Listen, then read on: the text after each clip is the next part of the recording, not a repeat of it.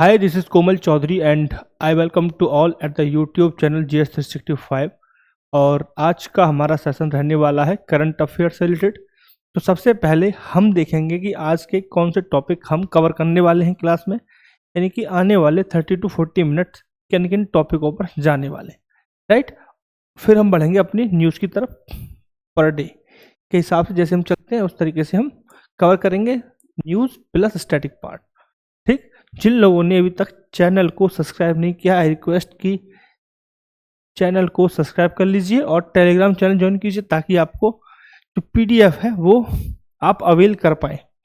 तो सबसे पहले हम देखेंगे आज के टॉपिक। आज के टॉपिक हमारे रहने वाले हैं कि केंद्रीय मंत्री अमित शाह ने तेलंगाना में निजाम में राष्ट्रीय हल्दी बोर्ड का मुख्यालय का उद्घाटन किया है।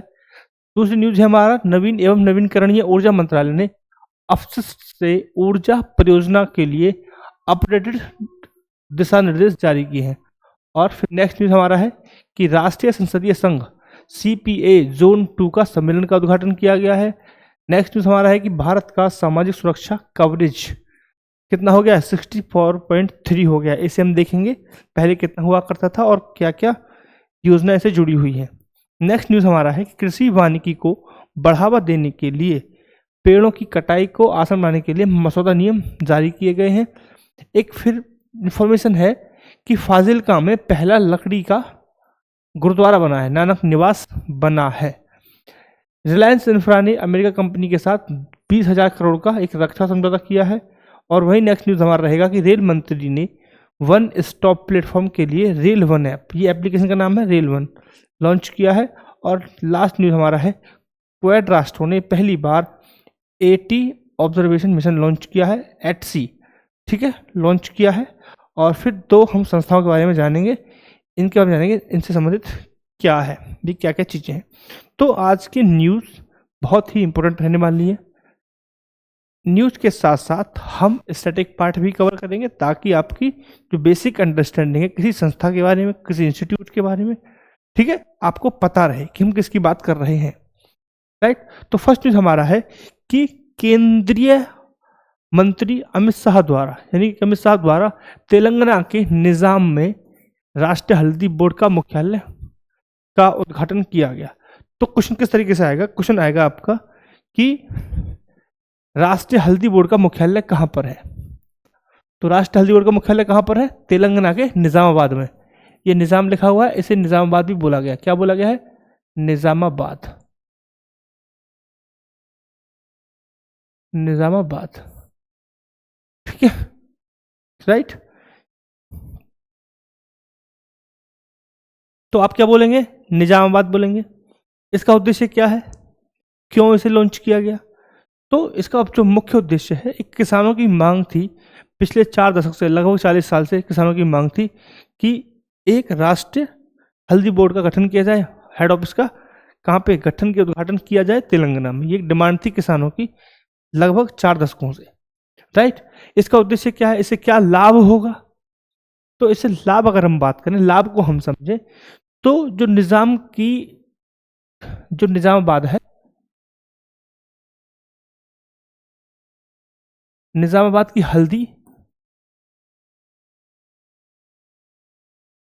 इंटरनेशनल मार्केट में आ जाएगी।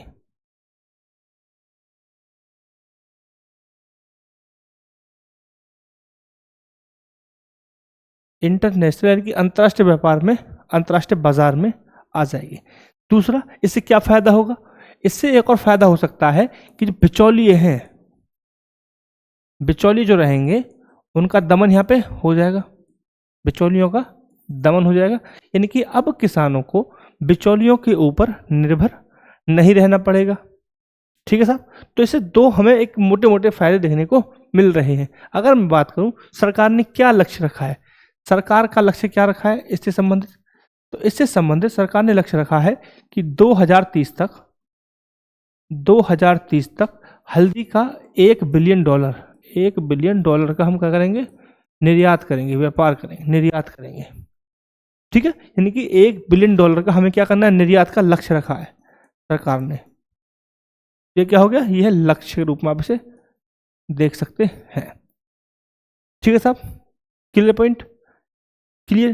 तो ये था हमारा बेसिक अंडरस्टैंडिंग जो हमने बात की। इससे अलग कुछ और चीज़ें भी हैं जो डेवलप की गई साथ के साथ, जैसे कि जैविक हल्दी को बढ़ावा देने के लिए, यानी कि जैविक हल्दी को भी बढ़ावा दिया जाएगा।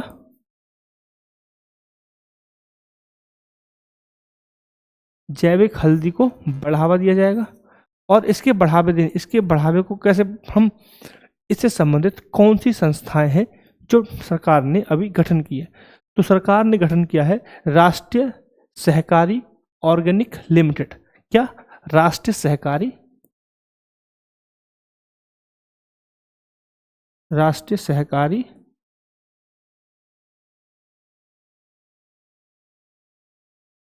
ऑर्गेनिक लिमिटेड, इसका गठन अभी किया गया है मुख्यालय के गठन के साथ साथ ही। इसी तरीके से हमने बात की निर्यात की, तो निर्यात के लिए भी कुछ किया गया है साहब। क्या निर्यात को बढ़ावा देने के लिए भी कुछ किया गया? तो जी हाँ, राष्ट्रीय सहकारी निर्यात बोर्ड, राष्ट्रीय सहकारी निर्यात लिमिटेड, इसके लिए भी एक संस्था गठित की गई है। ठीक है, यानी कि सरकार ने एक पूरे तरीके से एक ओवरऑल एनवायरनमेंट या इकोसिस्टम बनाने की कोशिश की है हल्दी को, ताकि हल्दी को अंतर्राष्ट्रीय बाजार में लाया जाए। और जो सरकार का लक्ष्य है कि 2030 तक सरकार $1 बिलियन को क्या करे, निर्यात कर पाए और इस लक्ष्य को प्राप्त कर ले। ठीक है, तो दो महत्वपूर्ण संस्था और कौन कौन सी हो गई? राष्ट्रीय सहकारी ऑर्गेनिक लिमिटेड, इसकी स्थापना हुई है। क्यों हुई है? ताकि जैविक हल्दी को बढ़ावा मिल सके, जैविक हल्दी को बढ़ावा मिल सके। निर्यात को बढ़ावा देने के लिए क्या बनाया गया? राष्ट्रीय सहकारी निर्यात लिमिटेड, राइट। हल्दी का और भी कुछ प्रयोग होता है। एक हम अध्यात्म की बात करें, चिकित्सा को लेकर समझें, आयुर्वेद को थोड़ा समझें, तो हल्दी में औषधीय गुण भी होते हैं, क्योंकि हल्दी एंटी वायरल होती है, एंटी कैंसर होती है, एंटी इन्फ्लेमेटरी होती है। Clear point. तो ये हम समझ सकते हैं हल्दी को लेकर कि हल्दी का आयुर्वेद के रूप में, यानी कि होम्योपैथी इलाज के रूप में भी हम प्रयोग कर सकते हैं। सिर्फ खाने के रूप में ही नहीं, हम चिकित्सा के रूप में भी, चिकित्सा मेडिसिन के रूप में भी हल्दी का प्रयोग कर सकते हैं। ठीक है साहब। तो सबसे इंपॉर्टेंट क्वेश्चन क्या रहने वाला है कि हल्दी बोर्ड का, राष्ट्रीय हल्दी बोर्ड का हेडक्वार्टर कहाँ बना है? बताइए, कोई मुझे बताएगा राष्ट्रीय हल्दी बोर्ड का हेडक्वार्टर कहाँ पे है? बताइए बताइए। राष्ट्रीय हल्दी बोर्ड का हेडक्वार्टर कहाँ पर है? कहाँ पर है? निजामाबाद। कहाँ पर रहेगा? निजामाबाद। क्लियर हो गया। और निजामाबाद कहाँ पड़ रहा है भाईजान? तेलंगाना में पड़ रहा है साहब।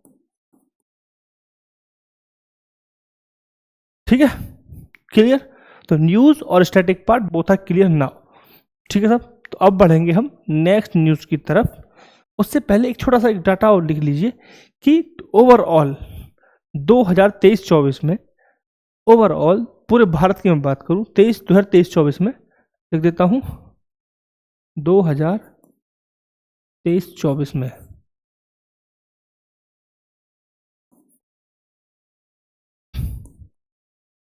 पूरे भारत की बात कर रहा हूं मैं, 3 लाख हेक्टेयर, कितना साहब?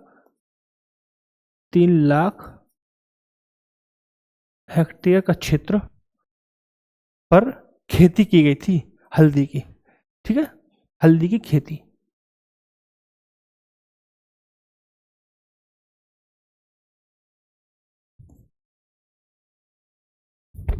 ठीक है, तो ये एक सुंदर सा फैक्ट था जो निकल रहा था, तो याद आ गया। अब बढ़ेंगे हम नेक्स्ट न्यूज की तरफ। नेक्स्ट न्यूज हमारा है कि नवीन एवं नवीनकरणीय ऊर्जा मंत्रालय ने, किस मंत्रालय ने? नवीन एवं नवीनकरणीय ऊर्जा मंत्रालय ने अपशिष्ट से, यानी कि वेस्ट से, ऊर्जा परियोजनाओं के लिए अपडेटेड दिशा निर्देश दिए। यानी कि अब दिशा निर्देश चेंज कर दिए हैं। मॉड्यूल जो मॉडल्स था वो चेंज हो गया है, नई गाइडलाइन आ गई है। नई गाइडलाइन का उद्देश्य क्या लाने का? पहला पॉइंट तो यही है, क्यों लाया गया, क्या उद्देश्य है इन्हें लाने का? इन्हें लाने का क्या उद्देश्य है? तो इन्हें इसलिए लाया गया है ताकि जो परिचालन होता है, संचालन जो होता है, उसकी दक्षता में सुधार किया जाए। पहली बात तो परिचालन में सुधार।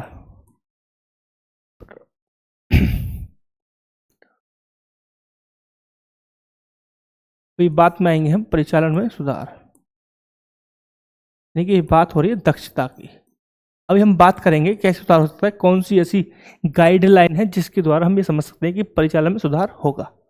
ठीक है। दूसरा हमारा था केंद्रीय वित्तीय सहायता में तेजी। दूसरा उद्देश्य क्या है कि केंद्रीय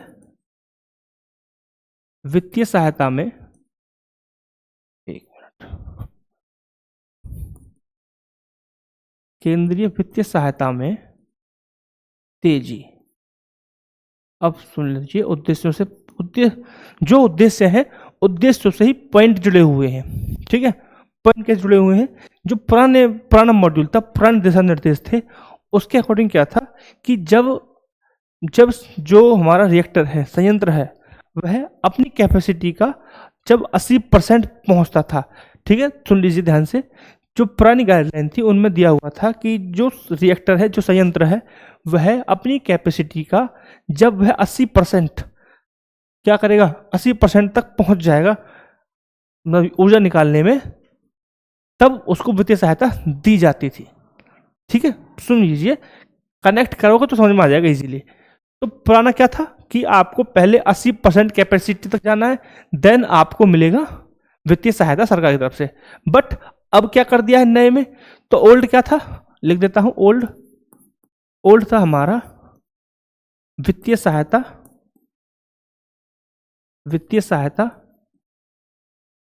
कब मिलेगी, वित्तीय सहायता आफ्टर 80% कैपेसिटी।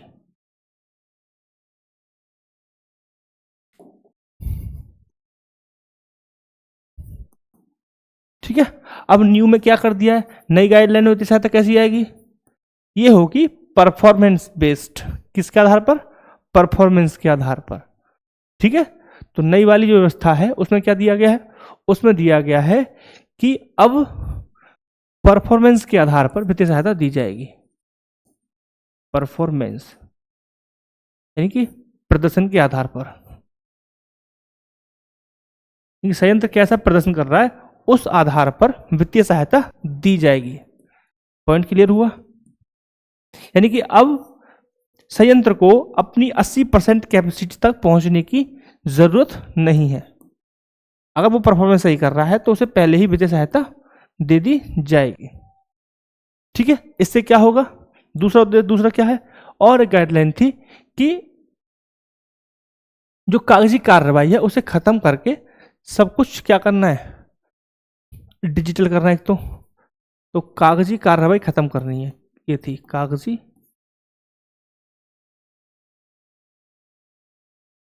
कार्रवाई खत्म। नेक्स्ट हमारा है अनुमोदन पर बल। समझाऊंगा पॉइंट्स को, क्या कहना चाह रहा है ये पॉइंट क्या कहते हैं। सुनिए पॉइंट्स क्या कह रहा है कि उद्देश्य हमारे दो थे, केंद्रीय वित्तीय सहायता और परिचालन की दक्षता में सुधार। ठीक है।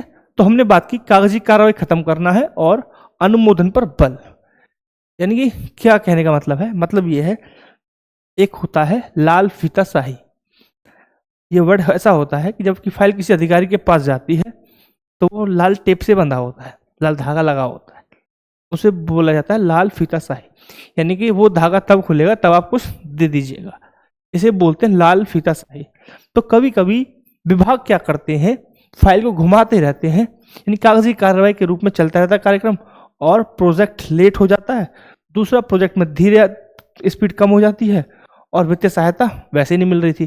तो क्या कर दिया, कागजी कार्रवाई को खत्म करके क्या कर दिया, डिजिटल कर दिया है, और अनुमोदन पर क्या किया है, बल दिया जा रहा है। यानी अनुमोदन जरूरी है, जल्दी जल्दी अनुमोदन करना है, ना कि कागजी कार्रवाई में लगे रहना है। तो ये था हमारा जो चेंज हुए हैं किसके, अपशिष्ट से जो ऊर्जा परियोजना के लिए संयंत्र लगाए जाते हैं, रिएक्टर लगाए जाते हैं, उनके लिए गाइडलाइंस में चेंजेस किया है। तो ये थी हमारी जो न्यूज़ थी, बहुत ही अच्छी न्यूज़ थी। ठीक है। तो आप समझ सकते हैं तो ये डाटा याद रखेंगे 80% वाला एग्जाम के पॉइंट ऑफ व्यू से। ठीक है, अब आइए नेक्स्ट न्यूज की तरफ। नेक्स्ट न्यूज हमारा है कि राष्ट्रीय संसदीय संघ जोन 2 का सम्मेलन हुआ। जोन 2 का सम्मेलन हुआ। जोन 2 में पहले था देश कौन कौन से स्टेट आते हैं। तो जोन 2 में आते हैं दिल्ली, हरियाणा, हिमाचल प्रदेश, जम्मू कश्मीर, पंजाब। तो जोन 2 में आएंगे कौन से? दिल्ली, हरियाणा, हिमाचल प्रदेश, जम्मू कश्मीर और पंजाब। ठीक है साहब, तो ये 5 ही स्टेट आएंगे जिन्हें बोला था जोन 2 में। राष्ट्रीय संघ का सम्मेलन हुआ है। उद्घाटन किसने किया था? तो उद्घाटन किया है ओम बिरला जी ने। किसने किया है? ओम बिरला जी ने। ठीक है साहब, ओम बिरला जी कौन है? आप सभी को पता है, ओम बिरला जी हैं हमारे लोकसभा के अध्यक्ष। कौन है? लोकसभा के अध्यक्ष। इन्होंने इस सम्मेलन का उद्घाटन किया है। राइट, इस सम्मेलन में क्या होता है?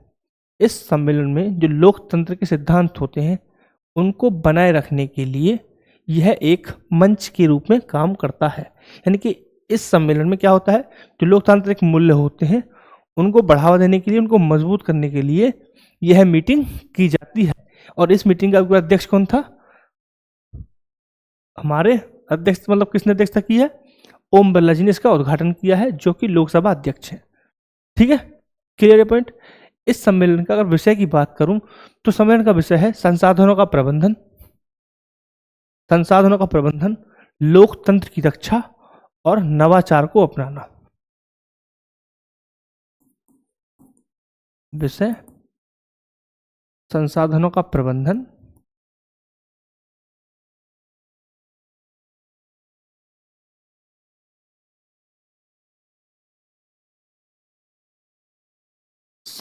प्रबंधन, और लोकतंत्र की रक्षा। 3 क्लॉज हैं।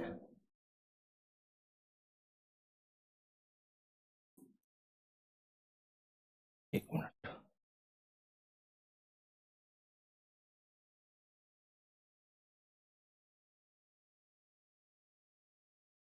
लोकतंत्र की रक्षा,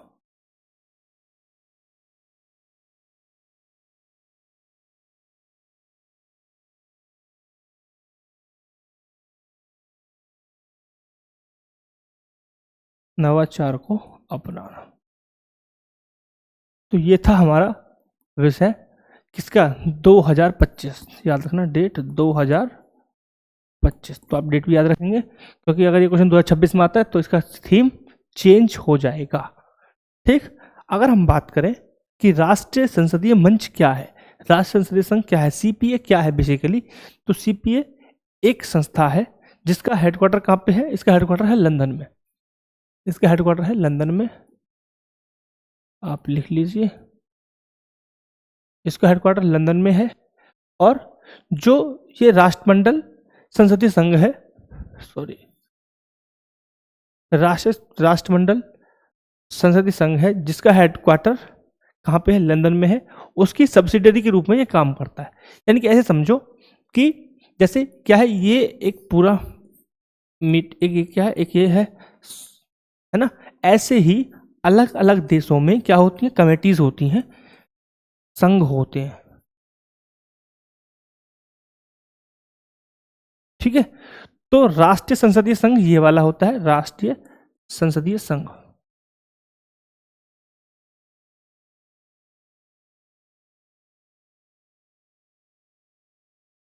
ठीक है, और यह है राष्ट्रमंडल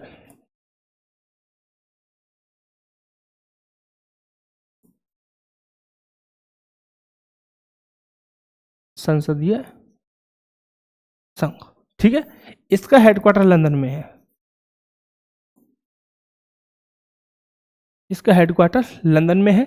इसकी स्थापना 1948 में हुई थी, 1911 में हुई थी, बस का नाम बदलकर फिर प्रॉपर डेट दी जाती है 1998,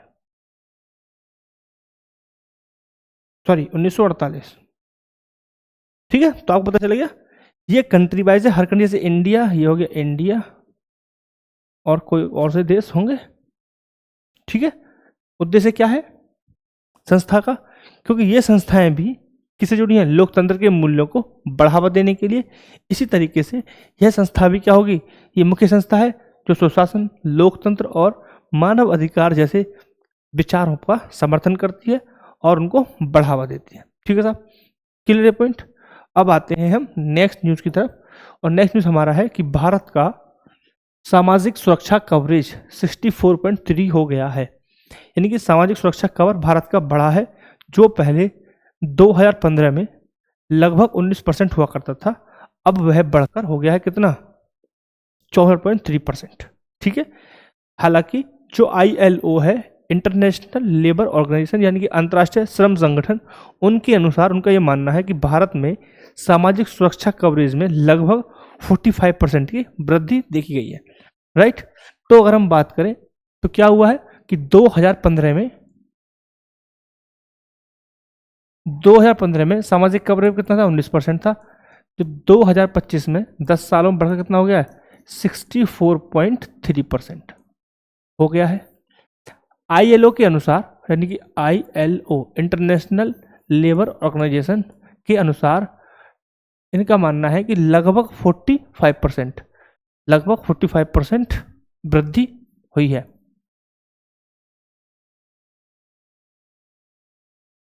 ठीक है, कहाँ पे? सामाजिक सुरक्षा में।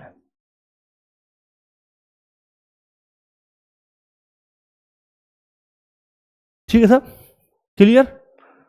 सामाजिक सुरक्षा कवरेज में ILO के अनुसार उनका मानना है कि 45% वृद्धि हुई है, जबकि भारत में अब 64.3 लोग कवर किए जाते हैं। ठीक है, ऐसा कौन सा आंकड़ा है, कहाँ से ये आंकड़े लिए जा रहे हैं?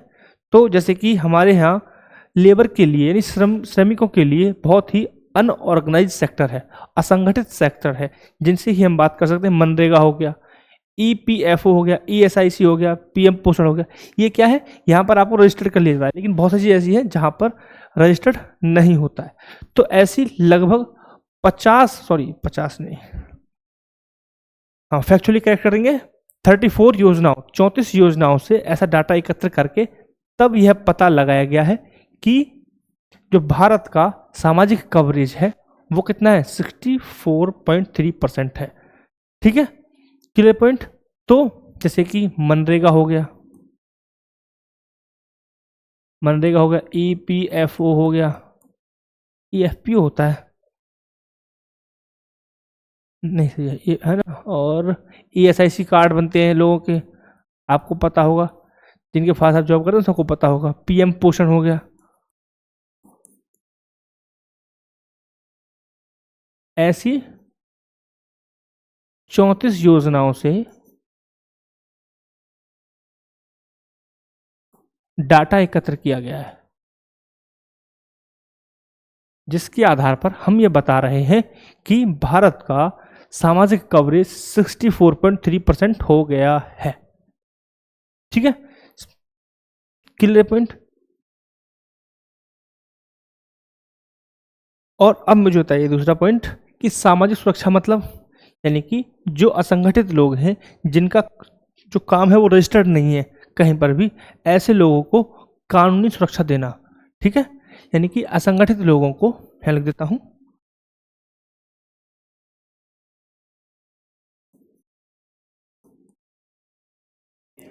असंगठित लोगों को कानूनी सुरक्षा,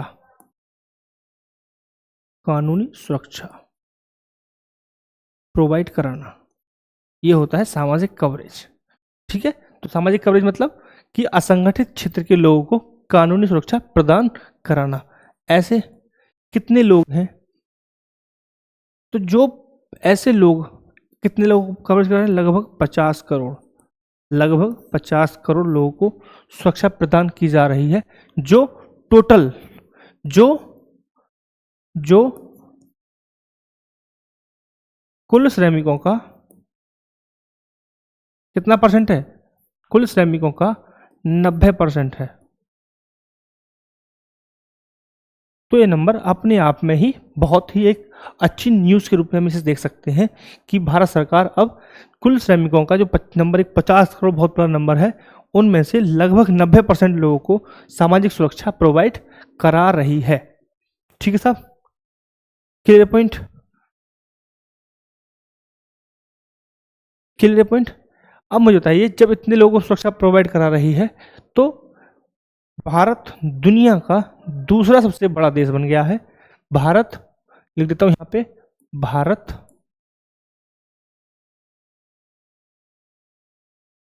एक मिनट, भारत दुनिया का दूसरा सबसे बड़ा देश।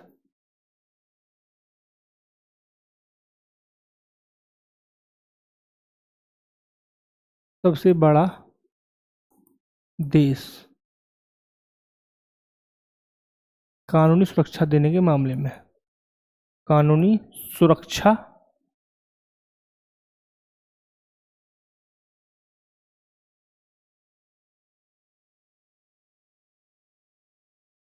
के आधार पर। तो फर्स्ट कौन है बताइए जरा? तो फर्स्ट पे कौन रहेगा भाई? फर्स्ट पे रहेगा, फर्स्ट रैंक पे है चीन और दूसरे पे रहने वाला है भारत, सामाजिक सुरक्षा के लिहाज से। ठीक है साहब, क्लियर है पॉइंट? यहाँ तक क्लियर है? थोड़ा सा ILO के बारे में जाने, इंटरनेशनल लेबर ऑर्गेनाइजेशन। यह क्या करता है? यह सामाजिक न्याय और जो वर्किंग कंडीशन होती है, अच्छी वर्किंग कंडीशन हो ग्लोबल लेवल जैसी, यानी कि विश्व स्तर की जो कार्य करने की जगह, वर्किंग कंडीशन, स्थिति, कार्य करने की स्थिति हो और सामाजिक न्याय हो, उन सब चीज़ों का ध्यान रखता है। ठीक है, ये ऐसी संस्थान है। इसकी स्थापना कब हुई है? तो इसकी स्थापना हुई है 1919 में। कब हुई है? 1919 में। इसका हेडक्वार्टर कहाँ पे है? इसका हेडक्वार्टर है जेनेवा में। कहाँ पे है? जेनेवा में। तो आप ये पॉइंट याद रखेंगे, जेनेवा कहाँ पे है? स्विट्जरलैंड में है। ठीक है साहब, क्लियर? तो पता चल गया उद्देश्य क्या है, क्यों है, क्या काम होता है। इसका काम होता है सामाजिक न्याय एंड जो ग्लोबल स्तर की है, मतलब विश्व स्तर की वर्किंग कंडीशन होनी चाहिए, और इसका हेडक्वार्टर कहाँ पे है? जेनेवा में। ठीक है, क्लियर? ठीक है, तो हमने बात कर ली सामाजिक सुरक्षा को लेके, यानी कि असंगठित लोगों को कानूनी सुरक्षा प्रोवाइड करे, है ना? ठीक है, कानूनी सुरक्षा में भी हम और बात कर सकते हैं और डीप में हम जा सकते हैं। कानूनी सुरक्षा में भी जैसे कि सामाजिक सुरक्षा संहिता होगी, उसके आधार पर कानूनी सुरक्षा करते हैं। पेंशन के आधार पर कोई अगर होता है तो वहाँ नियम कानून होने चाहिए। बीमा के आधार पर वहाँ नियम कानून में कुछ फंसता है तो कानूनी सुरक्षा देनी चाहिए। यानी कि ऐसे बहुत सारे नियम हैं जिनके आधार पर भारत सरकार अब कानूनी सहायता प्रोवाइड करा रही है असंगठित क्षेत्रों के वर्कर्स को भी। ठीक है, तो ये हमारी इन्फॉर्मेशन थी, ये न्यूज़ थी। फैक्ट याद रखेंगे, नंबर्स जो दिए हैं वो भी याद रखेंगे, वनडे एग्जाम में नंबर्स आ जाते हैं।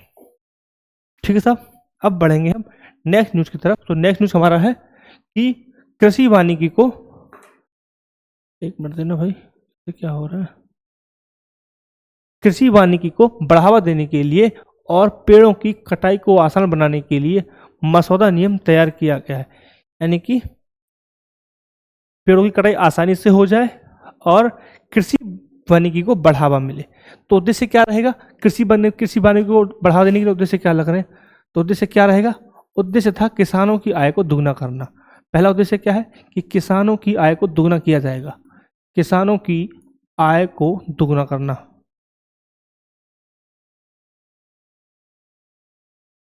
ठीक है, और दूसरा उद्देश्य क्या है, और क्या उद्देश्य हो सकता है? ठीक है, और कहता है कृषि वानिकी को बढ़ावा देना है, तो किसान वो क्या हो गया, और वनों को काटेंगे तो वन लगाएंगे भी तो सही, तो जो वनों का क्षेत्र है उसे बढ़ावा देना है, यानी कि वनों का क्षेत्र।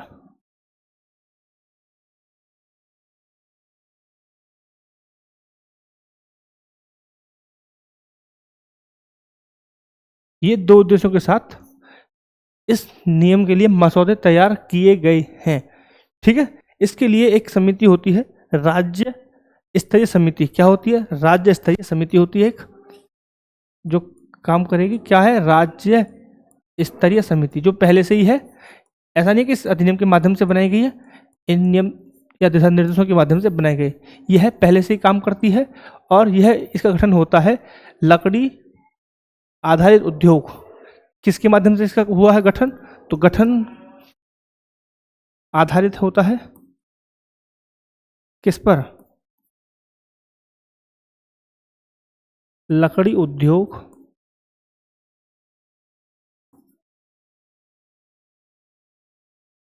स्थापना एवं विनियमन।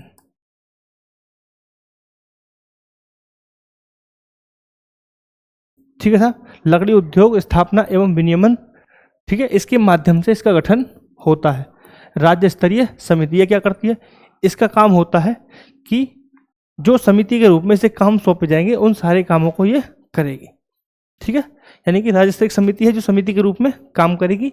पूरा काम देखना है कि जो पोर्टल है केंद्र सरकार का, वहाँ पर भूमि का, पौधों का सब विवरण अपडेट हो। तो कौन सा पोर्टल है? अगर पोर्टल की हम बात कर लें तो कौन सा पोर्टल है? तो NTSS यानी कि राष्ट्रीय लकड़ी प्रबंधन प्रणाली। कौन सा एप्लीकेशन है? राष्ट्रीय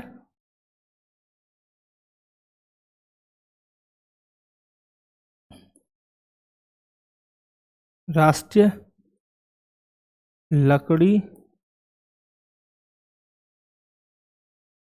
प्रबंधन प्रणाली। ठीक है, यह केंद्र सरकार का एप्लीकेशन है जिस पर क्या करना है? पौधे और भूमि का विवरण क्या करना है? अपलोड करना है और इनसे संबंधित पूरा जो मैनेजमेंट है उसका विनियमन सब कुछ रेगुलेशन करना किसका काम है? राज्य स्तरीय समिति का काम रहेगा। ठीक है, कहीं ना कहीं यह हमारे जो पेरिस समझौता हुआ था 2015 में, उसके जो उद्देश्य हैं उसको उससे मेल खाता है, जहां पर हम टिकाऊ कृषि को बढ़ावा देने की बात करते हैं, सस्टेनेबल डेवलपमेंट की हम बात करते हैं। ठीक है, तो उससे हमें प्रेरित मिलता है। तो ये फैक्ट के रूप में देख लीजिए और इन्फॉर्मेशन देख लीजिए, न्यूज़ देख लीजिए। अब बढ़ेंगे हम नेक्स्ट न्यूज़ की तरफ। नेक्स्ट न्यूज़ हमारी बहुत ही सुंदर न्यूज़ है कि फाजिल्का में कहाँ पड़ेगा साहब? फाजिल्का पड़ेगा पंजाब में। कहाँ पड़ेगा? फाजिल्का पड़ेगा पंजाब में। ठीक है, पंजाब में पड़ेगा और पंजाब में पुलिस लाइन में पड़ता है। ये पंजाब में पड़ेगा पुलिस लाइन में। तो आप ये याद रखेंगे, क्वेश्चन इंपॉर्टेंट है, न्यूज़ भी इंपॉर्टेंट है कि फाजिल्का में भारत का पहला लकड़ी से बना नानक निवास गुरुद्वारा की स्थापना की गई है। यानी कि उद्घाटन किया गया किसका? कि लकड़ी से बने हुए एक गुरुद्वारे की स्थापना की गई है, उद्घाटन किया गया है। कहाँ पर किया गया? फाजिल्का में किया गया। फाजिल्का कहाँ पड़ता है? पंजाब में, पुलिस लाइन में पड़ेगा। कौन सी लकड़ी है जिसका प्रयोग किया गया है? कौन सी लकड़ी प्रयोग की जाती है? तो लकड़ी का नाम है देवधर। क्या नाम लकड़ी का? देवधर लकड़ी का नाम है। देवधर लकड़ी का प्रयोग किया गया है। इस लकड़ी की खासियत क्या है? पहले तो ये आयात की जाती है भारत में, बड़ी मात्रा में नहीं है, आयात की जाएगी। ठीक है, तो ये पहली बात तो आयात की गई लकड़ी है। और दूसरा यह है धूप और पानी प्रतिरोधक है। प्रतिरोधक यानी कि रेसिस्टेंस, वाटर प्रूफ जैसे बोलते हो, जैसे कि पानी से हो गया वाटर प्रूफ है ना, और धूप के लिए प्रूफ बोल देंगे। तो प्रतिरोधक यानी रेसिस्टेंस के रूप में, रेसिस्टेंस। ठीक है, ये प्रूफ नहीं बोल रहे, रेसिस्टेंस बोला जाता है। ठीक है, तो यानी कि ये लकड़ी है धूप और बारिश दोनों से क्या है? दोनों को रेसिस्टेंस कर सकती है। ऐसा नहीं है कि इससे धूप और पानी से ये खराब हो जाएगी, इसी लकड़ी का बनाया गया। ठीक है, तो आप याद रखेंगे कि लकड़ी का पहला गुरुद्वारा कहाँ बना है? फाजिल्का में बना है। जो फाजिल्का कहाँ पड़ता है? पंजाब में पड़ता है। और लकड़ी का प्रयोग किया गया देवधर लकड़ी का। ठीक है,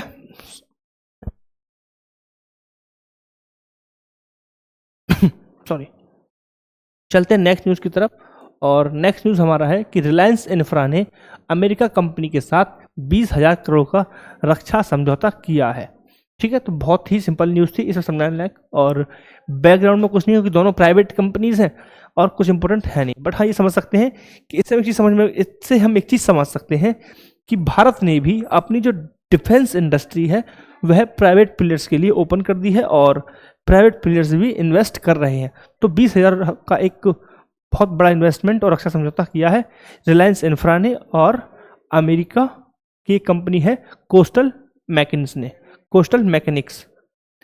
ठीक है, तो किसके बीच हुआ है? रिलायंस इंफ्रा और प्लस, एक minute,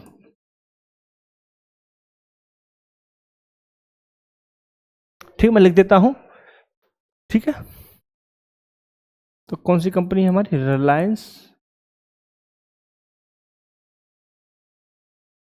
Reliance infra plus coastal mechanics, coastal mechanics. ठीक है, तो कुछ ज़्यादा टफ है नहीं, आप याद रख सकते हैं।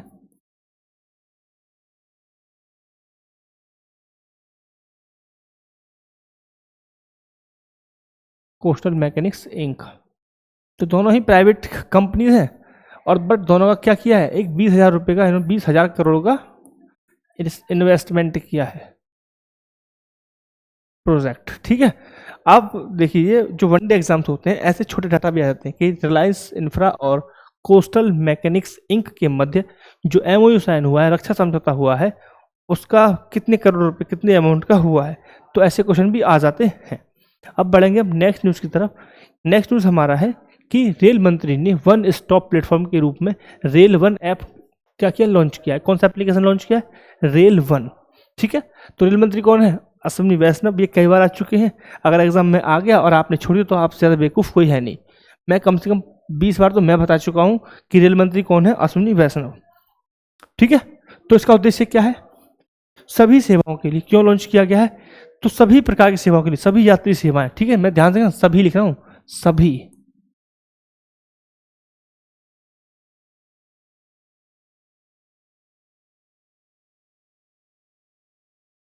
सभी यात्री सेवाएं, चाहे हम बात कर लें ऐप ट्रैकिंग की, चाहे हम बात कर लें ट्रेनों के लिए पूछताछ इंक्वायरी के लिए, चाहे हम बात करें पीएनआर के लिए, चाहे हम बात करें यात्रा योजना के लिए, चाहे हम बात करें ट्रेन में भोजन जैसी छोटी चीज़ों को लेकर भी। ठीक है, क्योंकि भोजन जैसी व्यवस्था को भी इस एप्लीकेशन के माध्यम से हम प्राप्त कर सकते हैं। तो ये बहुत ही कॉम्प्रिहेंसिव कवर किया गया है इस एप्लीकेशन को, इस एप्लीकेशन के फीचर्स को। इस एप्लीकेशन को जो हम बोल रहे हैं रेल वन, रेल एप्लीकेशन को CRIS की स्थापना के दिन, की स्थापना दिवस पर लॉन्च किया गया। स्थापना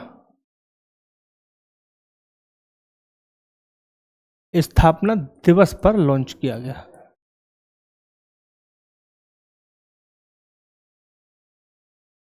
अब मुझे कुछ बताइए CRIS क्या होता है भाई, कुछ नहीं आ जाए तो। ठीक है, तो ये होता है centre for railway information system, centre for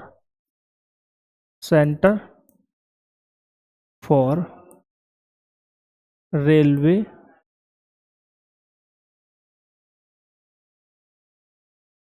information system. ठीक है, इसकी स्थापना कब हुई है? तो इसकी स्थापना हुई है 1986 में। कब हुई है? 1986 में, 1986 में इसकी स्थापना की गई है। इसका कार्य क्या होता है?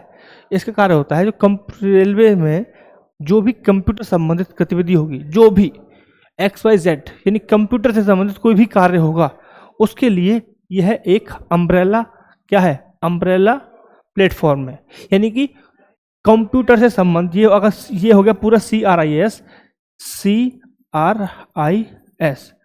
ठीक है, इसके अंदर बहुत सारी छोटी छोटी संस्थाएं जो काम कर रही होंगी कंप्यूटर से संबंधित। ठीक है, बट ये क्या है? ये सबको कवर करती है, राइट। कोई भी अगर कंप्यूटर से संबंधित काम होगा तो वो किसके अंतर्गत आएगा? CRIS के सॉरी, तो किसके अंतर्गत आएगा? CRIS के अंतर्गत आएगा। इसके चेयरमैन कौन है? चेयरमैन है इनके GVL सत्य कुमार। क्या है नाम? GVR सत्य कुमार, सॉरी GVL सत्य कुमार। ठीक है, क्लियर पॉइंट। इसका हेडक्वार्टर कहाँ पे है? अगर इसको समझे हम तो इसका हेडक्वार्टर कहाँ पे है? इसका हेडक्वार्टर कहाँ पे होगा? दिल्ली में। कहाँ पे? नई दिल्ली।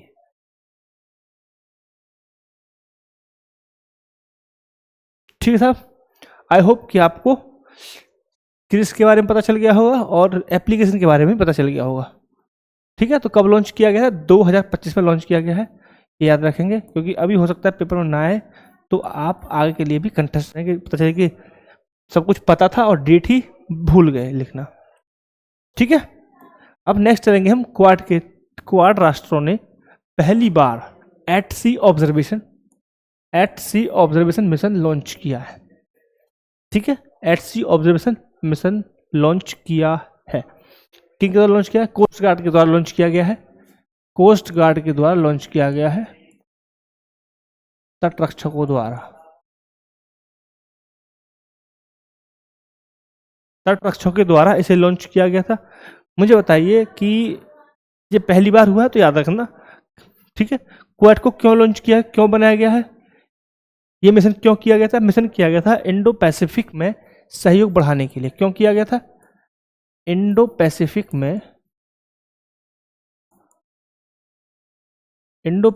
में सहयोग को बढ़ावा देने के लिए।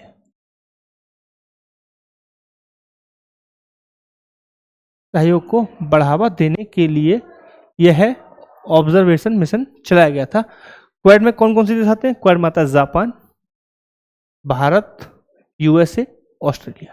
यानी कि हम बात करें तो यूएसए, ऑस्ट्रेलिया, भारत और जापान। तो भाई मेरे यूएसए, ऑस्ट्रेलिया और भारत, जापान, 4 देशों का ये ग्रुप है। ठीक है, इस ग्रुप थोड़ी सी स्टोरी सुन लीजिए। इस ग्रुप को 2007-8 में बनाया गया था, बट यह ठंडे बस्ते में चला गया था, क्योंकि हमारे जो नेता हैं, इस ग्रुप के जो नेता थे, वो अलग अलग अपनी क्या है, पर्सनल राजनीति और पर्सनल इंटरेस्ट के साथ काम करने लगे थे, जिसके कारण क्वाड ठंडे बस्ते में चला गया था। बट 2017-18 में ट्रंप सरकार में आए वापस से, और फिर क्या हुआ, उन्होंने क्वाड को दोबारा पुनर्जीवित करने की पहल की, और तब से यह न्यूज़ में है, और लगातार अभी फिर से इसका सेशन होने वाला है। सो भाई मेरे, बी अटेंटिव, आपको पता रहना चाहिए कि क्या क्या हम पढ़ रहे हैं। ठीक है, तो क्वाड को आप और गूगल कर सकते हैं, जान सकते हैं क्वाड के बारे में। नेक्स्ट हम पढ़ेंगे 2 संस्थाओं के बारे में जो बहुत ही इंपॉर्टेंट है। NMDC यानी कि नेशनल मिनरल डेवलपमेंट कॉरपोरेशन, राष्ट्रीय खनिज विकास निगम। राष्ट्रीय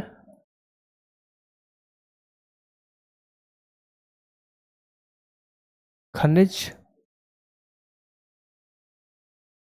विकास निगम। ठीक है, ये इसकी फुल फॉर्म हो गई। इसकी स्थापना कब हुई थी? इसकी स्थापना हुई है 1958 में, 1958 में इसकी स्थापना हुई है। 1958 में इसकी स्थापना हुई थी। मुझे बताइए कि इस संस्था का क्या काम है? तो भाई मेरे ये है लौह उत्पादक। ठीक है, तो लौह उत्पादक संस्था है, यानी कि भारत की सबसे बड़ी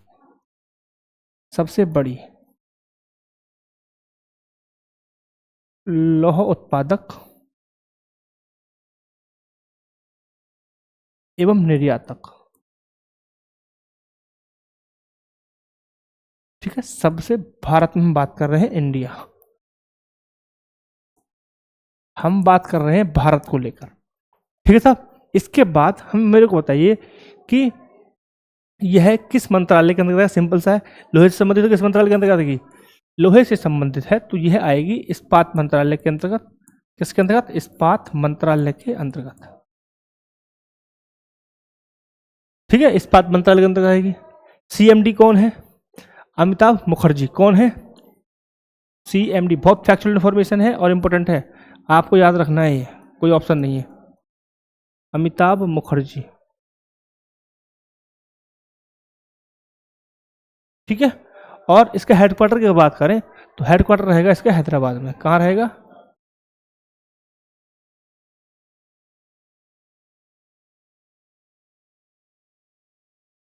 इसका क्या हो गया? हैदराबाद।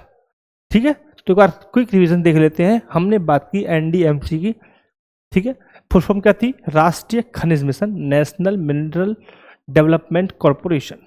ठीक है, यह है भारत का सबसे बड़ा लौह अयस्क उत्पादक और निर्यातक, यानी प्रोड्यूस भी करता है और एक्सपोर्ट भी करता है।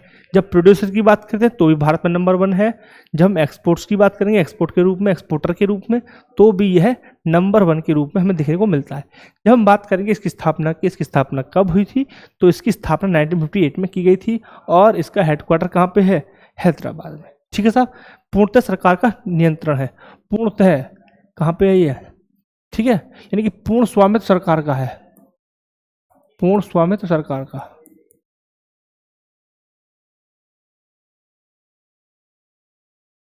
यानी कि 100% की बात हो रही है यहाँ पे। अब हम एक संस्था की ओर बात करेंगे जहां पर पूर्ण स्वायत्ता की या पूर्ण स्वामित्व की बात नहीं हुई है, तो वो है हमारी मिकॉन। मिकॉन यानी कि नेक्स्ट हमारा है Metrological and Engineering Consultants India Limited, यानी कि ये कंसल्टेंट के रूप में है और यह भी इस्पात मंत्रालय के अंतर्गत आती है। इस्पात मंत्रालय के अंतर्गत आती है। इसका काम क्या है, इसका काम क्या है, इसका काम है जो लौह अयस्क होते हैं, लौह अयस्क चाहे धातु की बात करें, तेल हो गया, खनिज हो गए, गैस हो गए, ठीक है, जो हैवी इंडस्ट्रीज होती हैं उन सब में जो डिजाइन हो गया, ठीक है, तो ये काम करती है डिजाइन को लेकर, किसको लेकर, बाहरी उद्योगों में, बाहरी उद्योग मतलब हम समझ सकते हैं तेल, धातु, खनिज,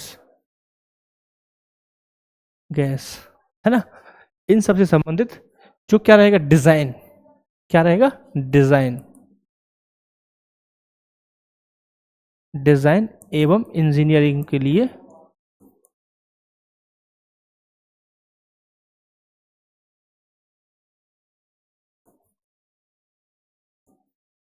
सलाह देगा। ठीक है साहब, सलाह देगा। अगर मैं इसकी हेडक्वार्टर की बात करूं, इसका हेडक्वार्टर कहाँ पे है, इसका हेडक्वार्टर है रांची में, रांची में पड़ेगा, रांची लिख गए तो,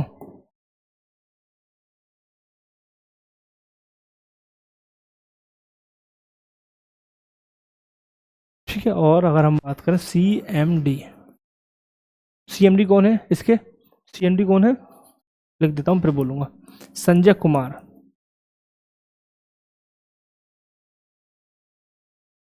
कौन है साहब,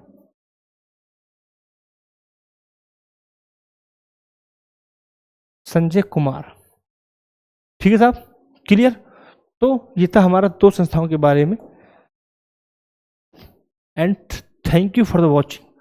आई होप आपको मज़ा आया होगा वीडियो देख के, और वीडियो में इन्फॉर्मेशन और एग्जाम ओरिएंटेड वीडियो था, कोई बकवास नहीं थी, ना कोई हमने मोटिवेशन और ये सब शायरी वगैरह नहीं रखी है। वो मैं जब करता हूँ तो अलग से करता हूँ ताकि आपको पढ़ाई का ब्रेक ना टूटे, और अगर सिर्फ चाहिए तो आप शॉर्ट्स में देख लें, यानी कि आप मनोरंजन करें तो आप सिर्फ मनोरंजन करें, बट जब आप पढ़ रहे हो तो सिर्फ पढ़ाई हो। ठीक है, so thank you and watching this video. I hope you are doing well, आपका एग्जाम हो जाएगा।